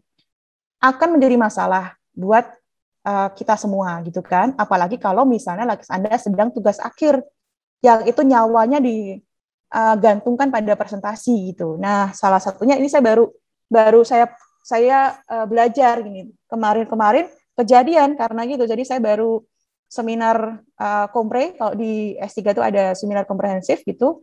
baru komplain begitu ada telepon masuk. Jadi ceritanya saya sudah pakai IndiHome ya paket yang lebih, tapi ya kalau namanya IndiHome pada saat diimplementasikan itu kan di sini saya kalau online itu saya ada namanya fast.com untuk mengecek dari kecepatan internet saya ada berapa. Itu selalu saya pakai setiap kali ada koneksi yang kurang bagus, itu saya selalu cek dulu kecepatan internet di tempat saya itu ada berapa gitu. Nah, pakai IndiHome itu tidak, ataupun yang pakai yang ada di rumah tidak memungkinkan, akhirnya kuncinya ada di tethering, ya kan? Dan itu kan tethering kan menjadi jawaban semua orang. Jadi tethering bisa, tetapi kondisinya kalau tethering ada telepon masuk, mati itu internet itu. Nah, akhirnya saya belajar dari mahasiswa-mahasiswa saya yang gamers gitu. Nah, gamers itu gimana caranya pada saat nge-game, kalau tidak mau terganggu lewat telepon, itu bisa bukan diblokir ya sebenarnya ya, tapi dialihkan, di forward gitu. Nah, ini ada caranya. Jadi caranya kurang lebih ini yang atas untuk mengaktifkan di forward ke nomor sembarang kalian, kemudian di bawah untuk menonaktifkan. Jadi pada saat online presentations bisa berjalan dengan bagus. Nah, ini kita sudah menjelang di ujung presentasi. Saya akan menyampaikan bahwa kunci dari presentasi yang bagus itu ada dua, yakni persiapan dan kesempatan.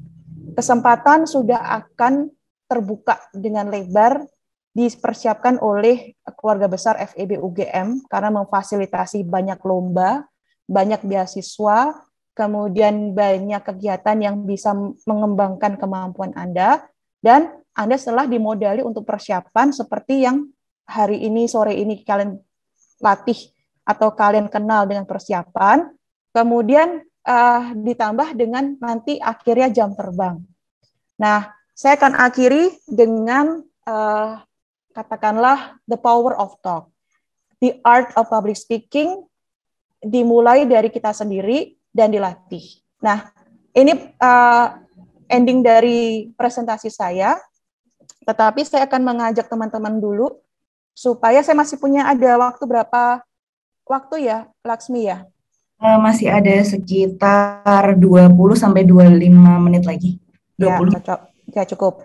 Nah, sekarang saya akan stop share, lalu saya akan mengajak ini, kita katakanlah kan kita lokakarya ya, kita akan praktek bersama.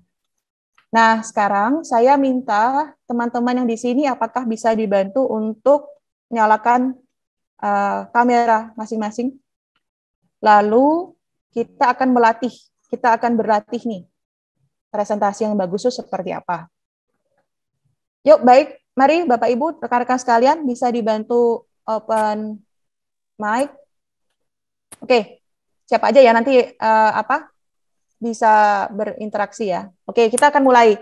Kita akan coba bagi yang tidak aktif kamera juga saya akan mengajak teman-teman untuk berlatih ya. Saya akan mengawali seperti ini. Bisa dimulai dengan perkenalan singkat dahulu. Jadi katakanlah pada saat nanti saya menyebut nama Anda, misalnya di sini Mbak Lina Nuryawati ya, Mbak Lina Nuryawati. Pada saat saya panggil, nanti silahkan memperkenalkan diri, nama saya ini, kemudian sampaikan pengalaman public speaking Anda gimana gitu. Maksudnya gini, misalnya nih contoh, selamat sore, nama saya dengan Oki Putriani. Saya dalam hal public speaking, saya menilai ada tantangan tersendiri karena saya selalu tipe orang yang kurang percaya diri untuk tampil di depan panggung. Karena buat saya tampil di depan panggung itu bikin saya groginya luar biasa, suka lupa atau apapun. Jadi coba gini, ceritakanlah dari sisi negatifnya gitu, dari sisi masalah yang sering Anda temuin di dalam public speaking. Oke ya, nanti setelah itu Mbak Lina silahkan sebutkan nama partisipan yang ada di sini siapa yang akan berinteraksi, gitu terus gitu ya. Oke. Wah, ini wajah-wajahnya sudah wajah-wajah ini ya, jahil ya. Oke, Mbak Lina, silahkan Mbak Lina. Nah, Baik, terima kasih untuk kesempatannya. Perkenalkan, nama saya Lina Nuryawati. Untuk saat ini saya sebagai mahasiswa Maksi UGM. Untuk mengenai public speaking sendiri, kesempatan public speaking yang saya punyai lebih banyak pada faktor keterpaksaan, dipaksa dari faktor pekerjaan yang menyebabkan saya harus memang berani untuk tampil di depan audiens, mulai dari yang kecil hingga audiens yang besar. Dan dari situ saya belajar banyak bagaimana saya harus mulai menyusun materi dan apa yang ingin saya sampaikan pada audiens dengan sebaik-baiknya. Itu. Selanjutnya siapa ya? Siapa Mbak Lina? Mau mention ke siapa? Tapi kendala yang Mbak Lina temuin apa biasanya? Nah, kendalanya di awal yang saya rasakan waktu dulu pertama kali dipaksa untuk tampil di depan khalayak banyak, ya grogi tentu saja, Bu. Terus pengalaman pertama, terus menghadapi audiens sudah overthinking, ini nanti semuanya nanya, saya jawabnya gimana? Seperti itu lebih banyaknya, Bu. Ya, ya sebenarnya, oke, Mbak Lina terima kasih. Sebelum Mbak Lina nanti menyebutkan siapa selanjutnya, sebenarnya sama. Saya pejuang sedang menyelesaikan S3 pun, ilmu public speaking saya pada saat saya baru ujian juga kadang-kadang lupa semua kok. Ini kan cuma acting aja ini. Bercanda ya. Oke, Mbak Lina silahkan disebutkan siapa berikutnya. Siapa ya? Ini yang open cam cuman bebas, boleh yang open cam, boleh yang enggak pun enggak apa-apa gitu. Ya, Mbak Poppy. Maksi UGM Poppy. Iya, baik. Baru persiapan tadi open cam. Terima kasih Mbak Lina atas kesempatannya. Perkenalkan, nama saya Poppy Danastrisari. Saya sama seperti Mbak Lina sedang menempuh magister di Magister Akuntansi UGM. Untuk kesempatan public speaking kebetulan sudah ada beberapa, tapi yang banyak saya alami kendalanya itu adalah suka belibet, Mbak. Dan sebenarnya gini, lebih tepatnya saya suka, kecenderungan saya itu ngomongnya sangat cepat gitu. Ketika menyampaikan sesuatu itu cepat sekali, ingin menyelesaikan atau ya berbicara, karena ya mungkin pembawaannya juga memang agak seperti ini. Jadi itu sih kendalanya untuk public speaking yang agak formal gitu, saya agak kesulitan sebenarnya. Kalau untuk acara-acara yang lebih formal yang butuh ketenangan dan kelambatan dalam berbicara gitu, Mbak. Oke, siap. Mbak Poppy, terima kasih. Jadi saya langsung tanggapi ya satu persatu. Ya kan namanya loka karya ya. Jadi no hard feeling ya. Maksudnya ini kan kesempatan buat belajar bersama gitu. Betul. Jadi kalau koreksi untuk Mbak Poppy. Mbak Poppy kalau boleh tahu kacamata minus berapa ya? Saya 6, Mbak. 6 sama 6. Saya 5,5, Mbak. Oh.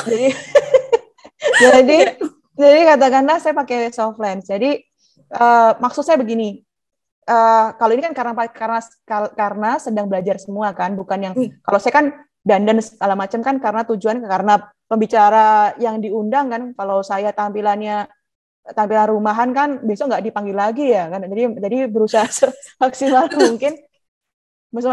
mungkin to the max gitu. Nah, untuk Mbak Poppy tadi itu termasuk tipe yang ekstrovert kalau saya bilang ya. Nah, kalau di ilmu itu empat sifat, pernah nggak baca buku yang tentang koleris, melankolis, terus sanguinis, kemudian plekmatis gitu. Mbak Poppy masuk di mana tuh? Sadar nggak? Enggak, Mbak. Pernah tahu tapi nggak pernah memetakan. Sanguinis, Poppy ya, sanguinis. Betul, Mas Arif, terima kasih. Jadi Mbak Poppy itu sanguin gitu. Tipe sanguin itu cablak gitu. Tapi kalau udah baper hari ini, besok lupa gitu loh. Udah nothing tulus. Tapi kalau keloro-loro, wah bisa bisa sakit hati betul gitu. Terus tipe Mbak Poppy itu, ini bukan meramal loh ya. Maksudnya membaca dari buku ada namanya bukunya tulisannya. Penulisnya namanya Florence gitu. Nah, tulisannya itu saya lupa judul bukunya. Lupa. Nanti saya ingatkan lagi. Nah, di tipe itu, di tipe sanguinis itu tipe yang kadang mudah lupa juga gitu. Salah satu kendala dari orang sanguinis mudah lupa. Tapi cheerful gitu. Nah, itu tipe dari Mbak Poppy. Tapi caranya apa? Ingat tadi saya bilang tadi ada extrovert, ada introvert, kemudian ada kata-kata di ambivert. Jadi gimana caranya? Kita harus membuka zona ketidaknyamanan kita masing-masing. Kalau tadi berarti kalau Mbak Poppy aja masih agak enak karena hanya menurunkan ibarat mobil itu gaspol, tinggal diturunin aja ini persnelengnya gitu. Gitu. Mbak Poppy kalau misalnya saya request ya, coba misalnya Mbak Poppy buka kacamata gimana coba? Buka kacamata? Nggak kelihatan. Udah, ada lagunya lah. Bukalah kacamatamu. Nah, tuh. Sudah, Pak. Oke, terima kasih dipakai lagi tadi nggak malah bingung ya. Nggak, maksud saya Mbak Poppy itu cantik gitu loh. Kacamatanya itu soalnya jadi jadi mantul gitu. Yang saya lihat itu bukan matanya tapi malah layar komputernya kan. Untung nonton ini. Kalau nonton yang lain kan kita bisa ketahuan Mbak Poppy baru nonton apa. Betul. Jadi nggak, maksud saya, jadi ternyata dalam ilmu public speaking itu penampilan itu menjadi nomor satu gitu. Jadi katakanlah kita ternyata dilihat gitu. Kalau perlu pakai konselor misalnya, katakanlah karena kurang tidur gitu ya, kita harus pakai konselor gitu. Jadi kalau di public speaking itu juga nanti ada kelas grooming namanya. Waktu di FEB yang tahun kemarin tuh saya ke sana. Sekarang ini kita bahas Mas Mbak Poppy coba mention satu nama, berikutnya siapa? Bapak Arif Surya Irawan. Iya. Silakan Mas Arif. Pak, ayo Pak. 안녕하세요. 저는 마이크입니다. 반가워요. matur nuwun Poppy ki wani-wani. Nah, matur nuwun Mbak Oki atas sharingnya. Problem yang sering dihadapi mahasiswa yang selama ini kami temui salah satunya adalah selain stage fright itu adalah anxiety, Mbak. Nah, sekarang ini kecenderungannya bisa jadi karena pandemik, bisa jadi karena memang the Gen Z memiliki problem di yang tadi ya, intrapersonal begitu. Nah, bisakah Mbak Oki sharing begitu terkait bagaimana cara nanti apabila mahasiswa itu in this case itu having meskipun namanya sekarang bukan anxiety disorder ya, dari ganti ya, tetapi kecemasan yang menurut saya berlebihan, yang terkadang memaksa dia akhirnya tidak jadi presentasi atau tidak jadi maju pendadaran kalau di ujian skripsi kalau di fakultas begitu. Nah, nyuwun sharingnya Mbak, matur nuwun. Oke, matur nuwun. Saya manggilnya harusnya Pak Arif atau Mas Arif ya? Bro. Oke. Saya panggil Mas Arif aja ya, Mas ya. Jadi kalau Mas Arif itu saya menangkap radar kalau Mas Arif secara personal memiliki kemampuan linguistik yang bagus. Jadi katakanlah tadi bahasa Inggrisnya itu udah ala-ala bule kan ya. Tadi kemudian bisa menyapa dengan bahasa Korea ya kan, korban-korban K-pop ini kayaknya nih. Telat, saya senang sama BTS-nya Mbak, telat. Jadi punya kemampuan interpersonal dengan bagus. Jadi bisa ramah kepada ini Mbak Lina, Mbak Poppy, kemudian itu jadi kayaknya ini tebar-tebar personanya itu Mas Arif TPK ini. TPK ya, waduh gawat ini. Nah, itu jadi kemampuan public speaking gak ada masalah. Cuman betul yang disampaikan Mas Arif itu kendala semua orang, kendala sejuta umat. Jadi katakanlah pada dasarnya manusia itu tidak suka dihakimi gitu. ya kan? Pada dasarnya manusia itu sebenarnya punya sifat susah dikritik sebenarnya, walaupun dengan nggak apa-apa, saya nggak masalah segala, tapi ada defense gitu. Nah sekarang gimana nih caranya untuk supaya kita tidak anxiety? Satu yang utama ya pasti kita harus persiapan. Misalnya pada saat mau pendadaran ya kita harus latihan on cam begini berulang-ulang kalau perlu, dan dilatih, tidak dibayangkan. Nah itu jeleknya orang itu gini, udah tahu nih, oh nanti saya mau ngomong ini, saya mau bicara ini, tapi nggak dilatih itu. Pada saat nggak dilatih dalam arti kata, kalau saya sampai rekam gitu. Tadi saya ngomongnya ngomong apa ya? Karena saya pernah kejadian. Kejadiannya itu gini, jadi kebetulan namanya manusia kan, konfliknya kan ada nih, konflik keluarga, konflik pekerjaan lainnya, konflik anak, konflik apa kan macam-macam. Nah kebetulan konflik saya ada ini saya kebetulan punya usaha, saya ada beberapa karyawan saya pas kemarin pandemi itu banyak yang sakit gitu. Pas awal-awal COVID itu banyak sakit. Nah bayangkan baru presentasi gini tiba-tiba baca WA, Bu maaf saya demam, saya nggak bisa masuk, padahal posisinya kasir. Kan di sini, aduh, padahal saya harus presentasi di yayasan penabur waktu itu. Nah, akhirnya saya nggak berpikir kalau saya menyombongkan diri karena pengalaman saya sudah banyak gitu. Nah, saya oke lah pasti bisa gitu. Jadi nggak ada. Ternyata saya melakukan kesalahan yakni saya pengulangan kata gitu, dan ya kan kita kan terus terang ya nggak ada yang saya tutupi. Jadi saya ternyata mengulang kata gokil gitu ke anak-anak SMP gitu. Wah gokil ya, maksud saya tuh gokil tuh positif gitu loh. Jadi saya mengapresiasi ternyata tuh anak-anak SMP tuh sekarang pinter-pinter, teman-teman Bapak Ibu sekalian. Jadi bisa bikin editing video, bisa presentasi bagus, bisa apa segala macam. Saya tuh spontan tuh saya bilang gokil, dan ternyata berulang gitu loh. Nah, terus jadi meme. Terus kena tegur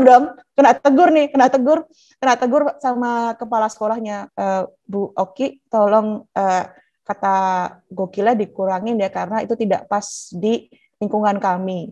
Itu langsung kayak kena setrum gitu kan. Ya saya nggak menyangka itu terjadi, tapi ya it's human life. Jadi ternyata pesan moralnya adalah pada saat kita mau presentasi dan kita harus betul-betul 100%. Jadi akhirnya pada saat kita mau presentasi ya handphone saya matikan dulu. Terus distraksi itu saya singkirkan dulu supaya saya betul-betul ada di sini gitu, harus betul-betul ada di tempat ini. Nah, kemudian tadi jawaban untuk Mas Arief, apabila terjadi anxiety itu, nah kalau bahasa Jawa itu jangan kepunjulan gitu loh.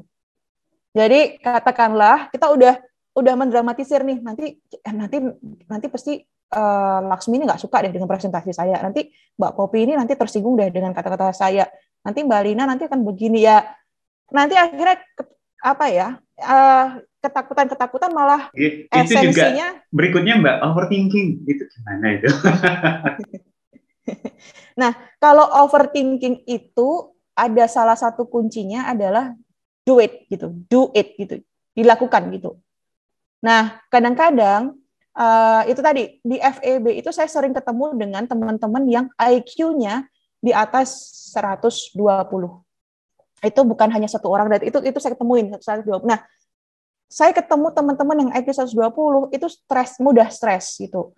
Ada salah satu murid saya dari FEB UGM, saya udah lulus, akhirnya waktu dia stres itu dia waktu di rumah saya private course, kemudian kedatangan teman-temannya, akhirnya dia bersembunyi tuh di kamar mandi. Ternyata dia tuh di kamar mandi tempat rumah saya. Jadi ceritanya dia punya konflik internal dengan teman-temannya, terus sembunyi di kamar mandi itu. Jadi ya ada hal-hal yang terjadi. Maksud inti dari situ adalah bagaimana supaya kita tidak overthinking. Ya kalau saya lebih suka di breakdown gitu. Saya tulis nih, nanti kalau seperti ini kemungkinan terjadi apa? Lupa tentang apa nih yang biasa saya lupa. Oh tadi pantunnya saya lupa. Oh pantunnya ditulis. Oh nanti yang suka ditanyakan adalah mungkin gap analisisnya apa, atau metode penelitiannya apa, atau referensinya kemana, atau nanti roadmap-nya ditanyakan yang mana. Nah, itu kita tulis tuh ininya, kemungkinan possibility-nya gitu. Nah, baru nanti tinggal, triknya kedua adalah tiru saya ini. Saya punya dua layar, satu di sebelah yang saya tampil, di sini. Nah, pada saat kita harus bisa jadi multitasking person ya. Jadi pada saat mata di sini curi-curi pandang, tadi jawabannya kita udah tahu nih filenya di sebelah mana saja kan. Jadi pada saat tanya kan itu keuntungannya kita online presentations adalah kita bisa curi-curi itu gitu loh pada saat presentasi ya kan. Ya ini dosennya banyak nggak nih? Kalau dosennya banyak juga kewo ya. Jadi kurang lebih seperti itu Mas Arief. Jadi kalau saya bisa memberikan tips, apalagi ini online presentations, kita bisa menyiapkan alat perang kita dengan lebih lengkap gitu. Kalau misalnya di online ini ya kasih sticky notes gitu, di laptop itu ada ditempelkan di samping itu sticky notes yang nanti ini gitu, untuk memudahkan kita gitu ya. Terus tadi terakhir Mbak Popi, Mas Arief sebutkan satu nama. Jadul. Ini nama orang atau? Nama orang-orangnya ada itu. Ahmad Masyadul Amin. Oh ya siap. Oh ini saya kenal ini. Kelihatannya lagi ngomong. Saya pindah aja.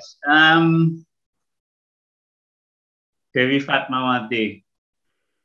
Ya, Mbak Dewi, silahkan.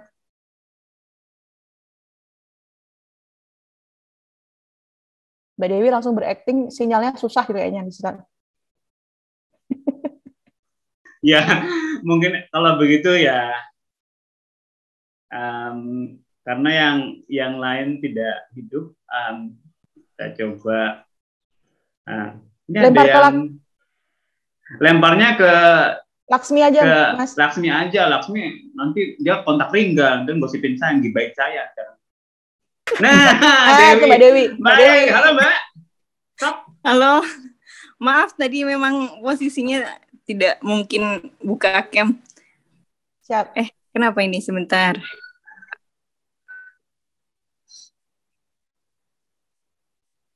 Ya, Mbak Dewi. Ya, terima kasih Bro Mike atas lemparannya, saya tangkap. Tidak saya tangkap. Ini soalnya disuruh ngapain ya, Mas? Memperkenalkan diri. Iya. Dan punya kendala apa, Mbak, dalam dunia public speaking? Iya. Saya mungkin mirip juga dengan tadi yang sudah disampaikan sebelumnya ya. Kadang kalau ngomong itu pengen cepet selesai. Jadi kadang jatuhnya terlalu cepat, kemudian agak belibet gitu. Ya, tapi memang itu mungkin terjadi kalau seperti kayak kita mau ini ya di kelas gitu kan, mungkin tidak bisa mempersiapkan kemudian di-record juga selama 2,5 jam itu mau ngomong apa aja, tapi paling cuma poin-poinnya saja. Hanya saja kalau seperti misalnya presentasi yang cuma 15 atau 20 menit, bisa lah membuat skrip kemudian latihan dulu, itu biasanya seperti itu. Cuman itu kalau seperti di kelas gitu terkadang masih terlalu cepat gitu ketika menjelaskan gitu. Seperti itu sih Mbak. Ya, itu ada hubungan dengan angkatan nggak? Itu kan deket sama yang tadi yang belibet tadi angkatan. Jangan-jangan ya. Wah, ini nyindir banyak orang, ini termasuk saya loh ini kalau bicara. Udah Mbak, tuaan saya, jadi kan masih junior saya di SMA 3. Oh, Mas Arief dari SMA 3 juga ya? Enggak, tapi zaman dahulu. Oke, Mbak Dewi terima kasih. Jadi yang disampaikan Mbak Dewi tadi itu juga bisa saya kasih tips ya. Jadi katakanlah pada saat Anda presentasi atau Anda dipercaya untuk menyampaikan sebuah ide atau menyampaikan sebuah paparan,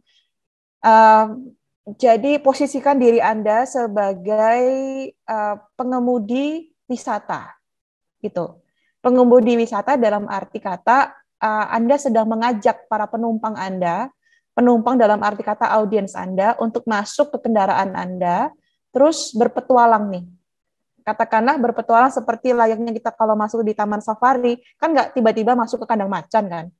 Karena kita tetap mesti diajak dulu ke hutannya dulu, ya kan, baru kemudian ke ke burung-burungnya dulu atau mungkin ke rusa-rusanya dulu gitu. Nanti terus kemudian yang udah mulai yang agak buas itu misalnya kudanil atau apa, baru nanti macan atau apa yang buas-buas, baru nanti buasnya pun nggak langsung dilepas langsung keluar, tapi dibikin lagi dulu, nanti kembali lagi ke yang rusa-rusa, banteng-banteng, baru nanti taman bermain. Jadi katakanlah pada saat Anda presentasi itu pakai itu tadi pola pikir bahwa Anda sedang menjadi driver di sebuah bis, itu berpetualang di situ. Jadi ini nanti endingnya mau seperti apa itu kita bisa kayak semacam sudah bisa kita atur dari sekarang gitu. Paling gitu, Mbak siapa tadi, maaf, Mbak Dewi ya. Nah, Mbak Dewi, ini Mbak Dewi, apakah sudah terjawab? Kemudian dibantu sebutkan satu nama berikutnya, Mbak Dewi. Bu Oki. Ya. Mungkin ini waktunya masih ada 3-5 menit lagi. Ya. Oke, siap. Mbak Dewi, silakan Mbak Dewi. Mbak Dewi udah kembali ubah-ubah kayaknya ya. Mungkin kelihatannya. Kalau Laksmi deh. Laksmi ada pengalamanmu apa ini? Laksmi itu progresnya bagus, saya ngikutin soalnya nih. Aduh, terima kasih. Ini karena dulu waktu kuliah bimbingannya Pak Arif juga. Saya dulu ambil kelasnya Pak Arif, ya Allah, kelasnya asik sekali, Pak. Dulu kalau presentasi itu selalu interaktif dengan mahasiswa. Saya masih ingat, seru banget. Oke, kalau dari saya sih sama ya, problemnya kadang tuh saya mengalami demam panggung. Jadi kalau misalnya teman-teman perhatikan, mungkin tadi di awal saya ketika berbicara tidak serileks sekarang, karena biasanya yang saya alami ketika memulai presentasi itu sedikit ya, mungkin sedikit banyak demam panggung, tapi ketika sudah mulai masuk itu udah mulai rileks seperti itu sih. Gimana ya Mbak, apakah ada masukan gitu untuk mengatasi itu? Terima kasih. Oh, astaga, saya baru sadar Pak Arif Surya Irawan itu yang kondang di moderator acara UGM FEB kan ya? Oh, kalau di foto-foto ini rambutnya pendek ya, yang di sini. Oh, berarti pakai wig ya nih pasti ya. Ini hasil pandemi, Mbak. Maaf loh Pak Arif, saya baru sadar. Pak Arif, karena ini Pak Arif kan termasuk moderator kondang. Saya setelah ini saya barusan googling di internet. Oh, ini Pak Arif yang ini yang biasa kalau ada tamu dari luar, kemudian atau dari pembicara yang ini pasti moderatornya kan Pak Arif ini. No, it's not me. Ya, berarti gini Laksmi, dari yang bisa saya garis bawahi dari Laksmi yang disampaikan Laksmi adalah jam terbang ya, Laksmi ya. Jadi katakanlah jam terbang itu bisa Anda dapatkan dengan ya ada kesempatan ikut. Kalau misalnya kesempatan menurut Anda tidak ada, Anda buat kesempatan itu. Contohnya ya Anda buat link buat YouTube Anda sendiri masing-masing gitu. Jadi katakanlah dengan YouTube itu bisa menjadi wadah Anda. Gampang kok caranya. Bukan topiknya apa ya, konten kreatornya apa ya, kontennya adalah mata kuliah kalian masing-masing ya kan. Jadi katakanlah hari ini diajar apa nih? Bisa diajar Pak Arif mata kuliah tentang ekonometri atau apa gitu kan, berarti bisa disampaikan lagi gitu. Jadi dengan cara yang grooming, menarik. Pak, nanti grooming. Ya nanti grooming malah ke pet shop Pak nanti Pak.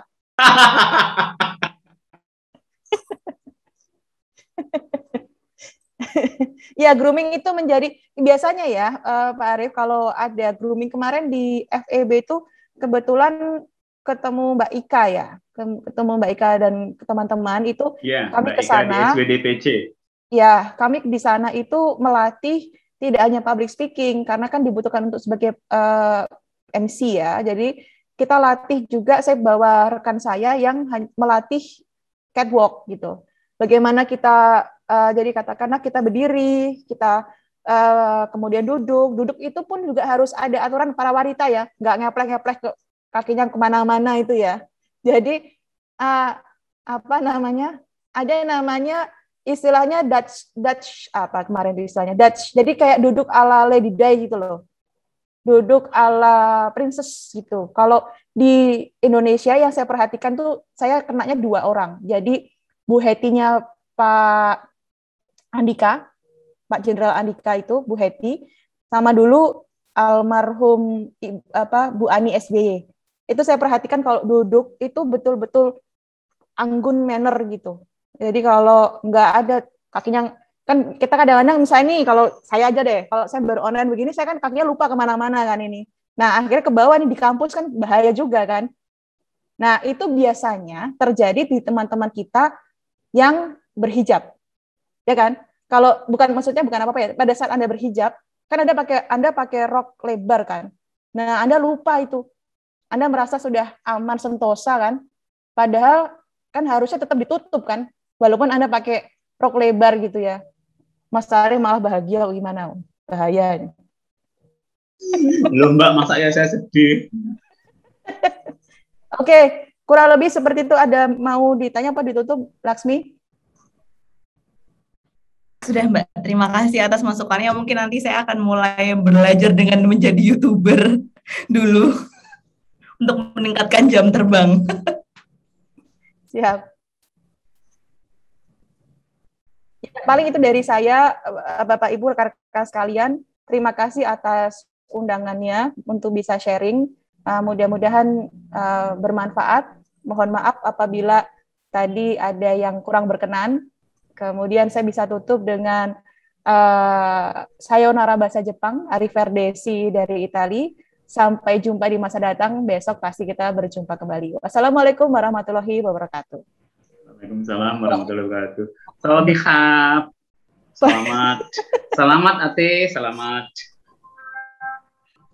Kemudian jika boleh saya merangkum sedikit dari diskusi bersama Ibu Oki Putriani bahwa sebetulnya public speaking dan komunikasi adalah keahlian yang dapat dipelajari. Ciptakan intrapersonal communication dan terapkan body language yang baik, dan terdapat 3 cara untuk mempengaruhi public speaking dengan orang lain, yakni dengan logical appeal, emotional appeal, dan cooperative appeal. Gaya presentasi yang baik adalah kuasai semuanya karena kita tidak pernah tahu siapa audiens yang akan kita hadapi. Selanjutnya, know your audience dan kepo terhadap audiens agar kita dapat membawakan acara dengan baik. Dan juga kunci presentasi yang sukses adalah persiapan dan kesempatan, sehingga ketika sudah ada kesempatan maka persiapkanlah dengan baik dan latih jam terbang.